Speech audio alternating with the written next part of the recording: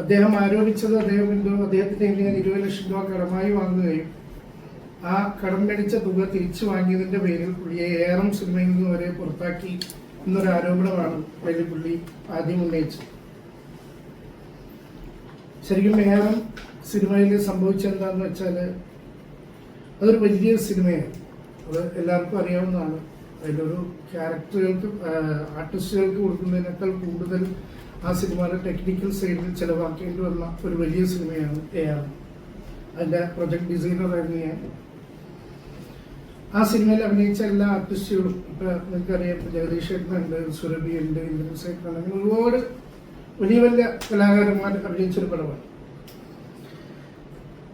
ആ സിനിമയ്ക്ക് നമുക്കൊരു വലിയൊരു റെമ്യൂണറേഷൻ ആർക്കും കൊടുക്കാൻ പറ്റുന്നൊരു പടമായിരുന്നില്ല. കാര്യം നമുക്ക് സിനിമയ്ക്ക് ഒരുപാട് പൈസ മുടക്കേണ്ടത്, ടെക്നിക്കൽ സൈഡിൽ മുടക്കേണ്ടത് കൊണ്ട് നമുക്ക് ആർട്ടിസ്റ്റുകൾക്ക് അധികം പൈസ കൊടുക്കാൻ പറ്റില്ല. ഇതൊക്കെ അവരോട് ഞങ്ങൾ മുൻകൂർ സംസാരിച്ചുകൊണ്ട് തന്നെയാണ് ഓരോ ആർട്ടിസ്റ്റുകളെ അതിനകത്തോട്ട് ഫിക്സ് ചെയ്തത്.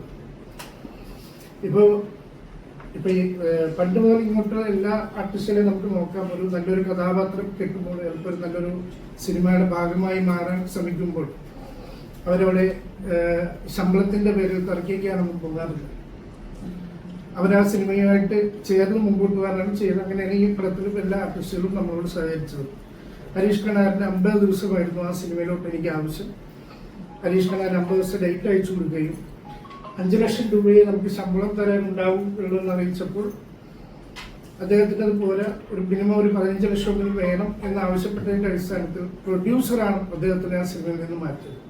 ഡോക്ടർ സക്കരിയ തോമസ് എന്ന് പറഞ്ഞ പ്രൊഡ്യൂസറാണ് അദ്ദേഹത്തെ ആ സിനിമയിൽ നിന്ന് മാറ്റിയിട്ട് പകരം നമ്മുടെ ഇതിൽ വരാൻ പറ്റുന്ന ഒരു ആർട്ടിസ്റ്റിനെ കൊണ്ടുപോകാം എന്ന് ഡയറക്ടറോട് പറയുകയും ഡയറക്ടർ എന്നിട്ട് പ്രൊഡ്യൂസറോട് പറഞ്ഞു ഞാനൊന്ന് പുള്ളിയെ വിളിച്ച് സംസാരിക്കട്ടെ, എനിക്ക് കുഞ്ഞിരാമായണം പോലുള്ള ബന്ധമാണ് അയാളുമായിട്ടെന്ന് പറഞ്ഞിട്ട് ഡയറക്ടർ അന്ന് രാത്രി പല പ്രാവശ്യം വിളിച്ചിട്ട് ഇദ്ദേഹം ഫോൺ എടുത്തില്ല.